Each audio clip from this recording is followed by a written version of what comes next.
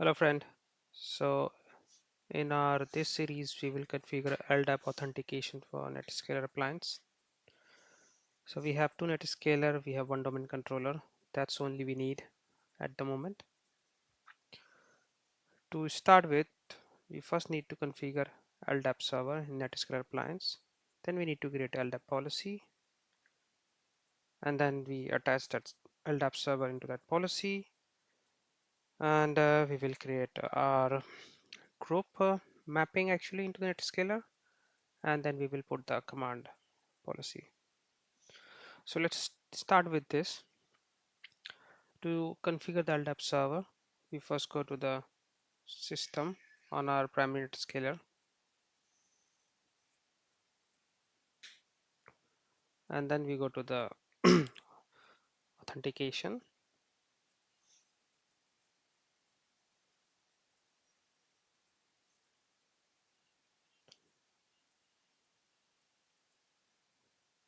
Then we go to our LDAP policies.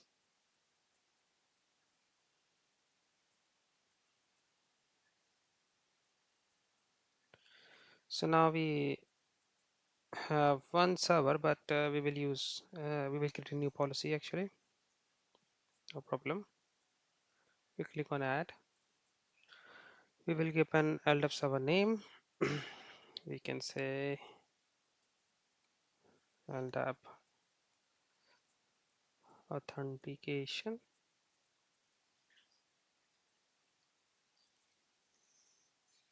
and we go with the server IP. We can use FQDN as well in server name, but then you have created dependency for DNS. So it's better to use IP. It depends what you need actually in your config.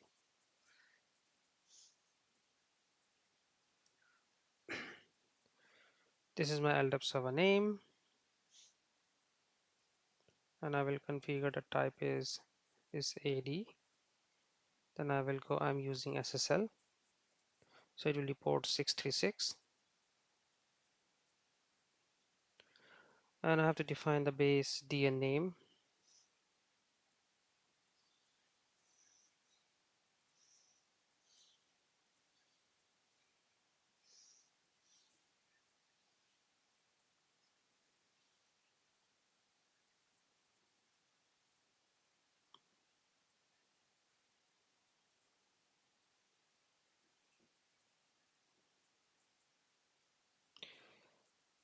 I will copy the whole thing.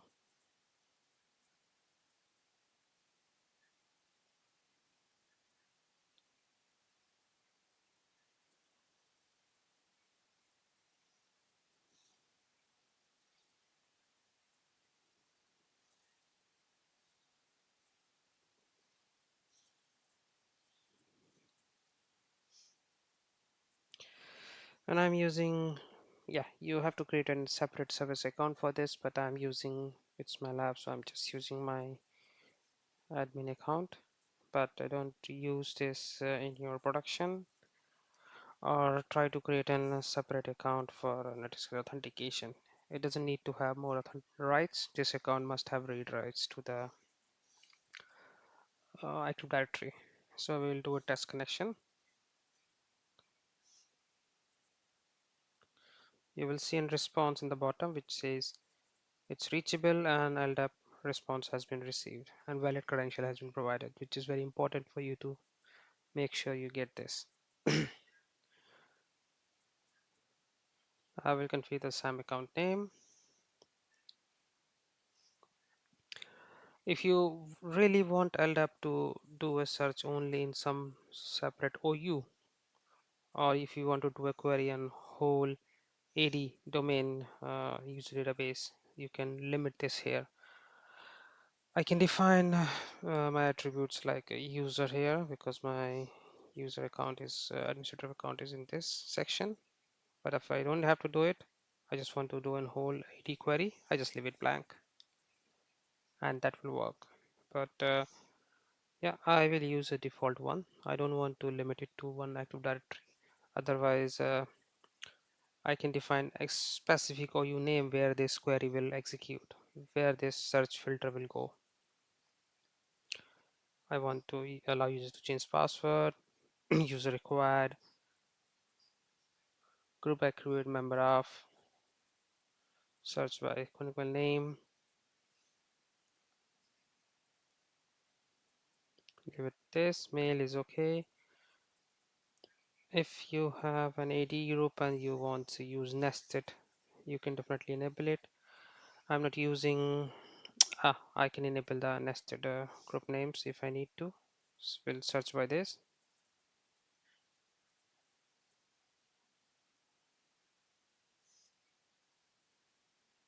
Or if you don't want to use this policy, you just disable it. So here I can go with the default one, and if you need a nested group extraction, means group inside groups, you need to definitely define this here. And yeah, you have to configure this, but we take it as a default.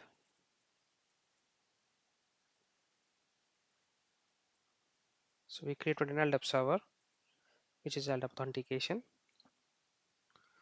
Now we will do an policy under same system. So we now create a policy. We go to we already have a policy configured here, but we will create a new policy for our LDAP server. We go to the system, authentication, advanced policies, and then I will define LDAP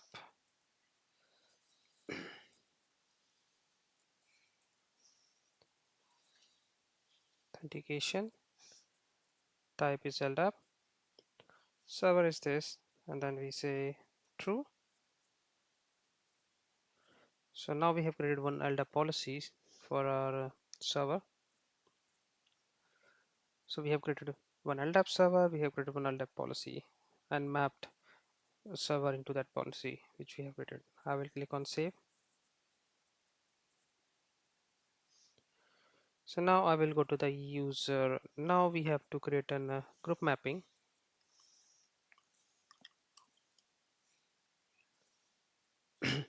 And don't forget to bind this policy to the global binding. So I will select this policy and click on global binding.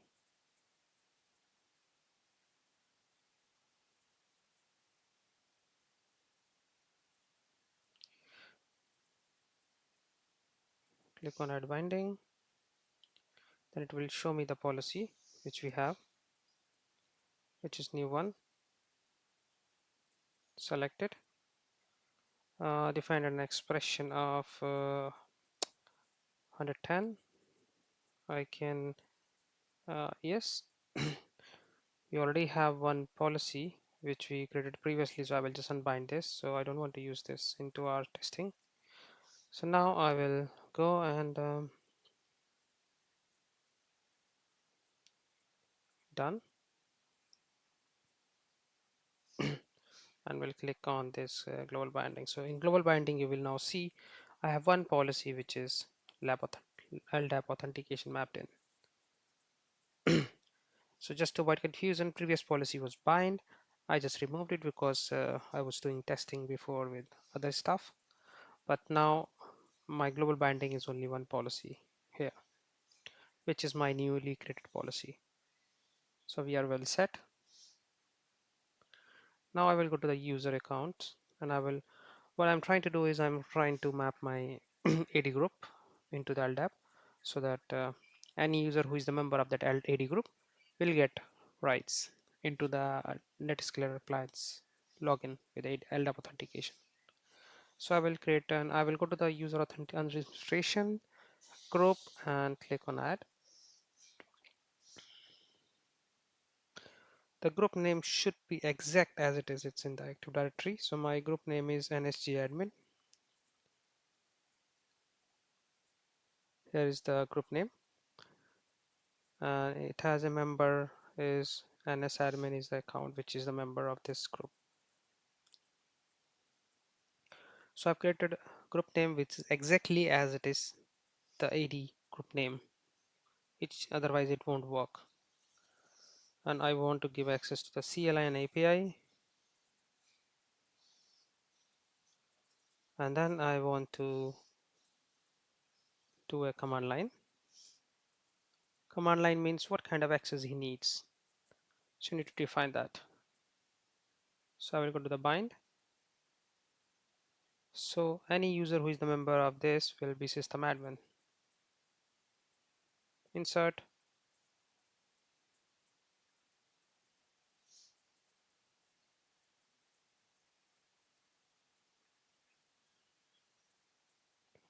Let's see why doesn't it reflects here. So I created this and I have to click insert. Now it is showing it. So I'm creating a AD group in NetScaler with the same AD group name in Active Directory and giving permission of an system admin with CLI and API. Create. So I've created rules for this.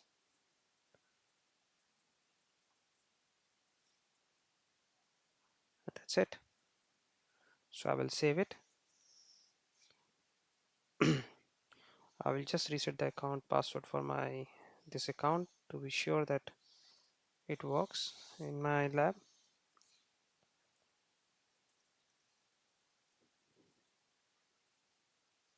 Password reset for NS admin.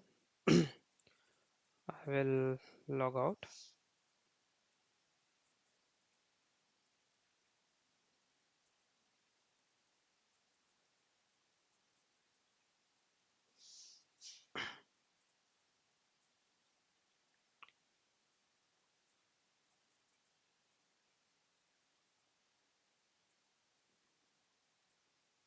So now you will see I got logged into my NetScaler with a domain account, which is NS admin. And if I try some other account, like I have one account name called NS Helpdesk, and NS Helpdesk is the member is NetScaler support.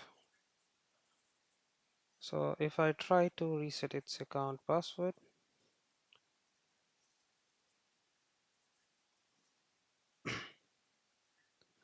and if I try to log in with this account, let's be very precise. What is the account name?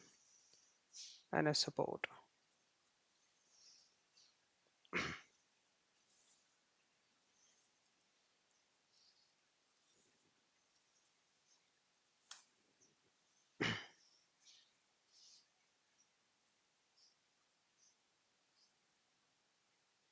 So if you get this error, it means NetScaler will give you login, but you won't see exactly. It won't properly log in for you. You will see errors, a lot of errors. You won't be able to see wherever you will click. Not authorized to execute this command. So that's something how the NetScaler behaves if you are not allowed to log in. And if I log in with my NS admin,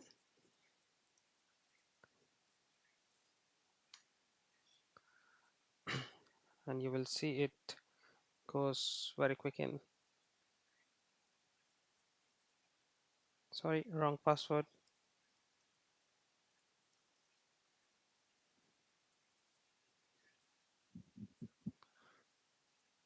Because NS support AD group is not the member of NS admin AD group which I have mapped in for authentication here.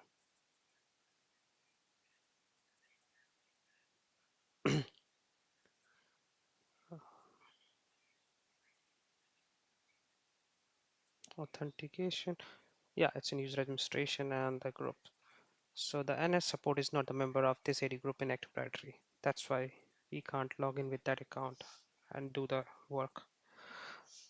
I hope you enjoyed it. Next video is about load balancing. We will do a simple load balancing for the two IS servers, and then after that next video we will do a lot of configurations to show you what you can do with those load balancing, how you can make more optimize it.